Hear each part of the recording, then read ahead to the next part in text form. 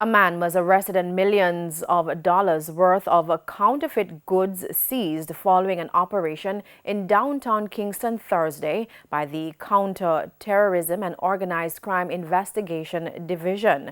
Dwayne Anderson has the details. A team of officers attached to CTOC raided this location in downtown Kingston Thursday as part of their anti-counterfeit work. And this time it wasn't the usual fake clothes and shoes that raised suspicion, but instead dozens of bags of sugar.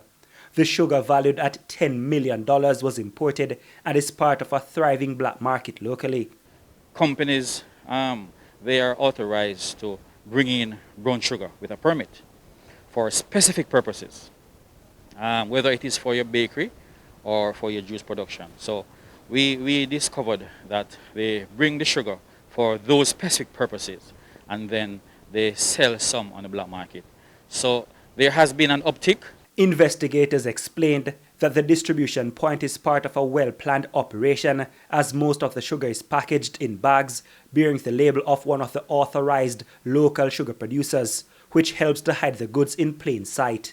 When you examine the sugar, right, and the refining process, the dextran in the sugar, right, compare both Worthy Park and what we found, the imported sugar is of a higher quality. The refining is very fine compared to Worthy Park. So that's an indicator that it's counterfeit.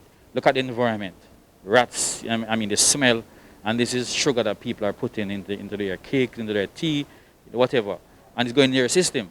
Consumers are being asked to be extra vigilant, especially as the festive season approaches. It's Christmas time. I know, disposable incomes of our citizens, especially with COVID. So people want to cash in or to capitalize on opportunities. Why it's not safe? Because you might very well buy a product, buy a brown sugar that is not fit, produced with substandard quality. You don't know it's imported. We don't know. The issue of quality control is lacking. We don't know. One man was arrested in relation to the seizure. The goods in the meantime were eventually loaded and taken away in this delivery truck to a storage facility where it is to be kept until the case is resolved, following which the sugar could be destroyed. Dwayne Anderson, TVJ News.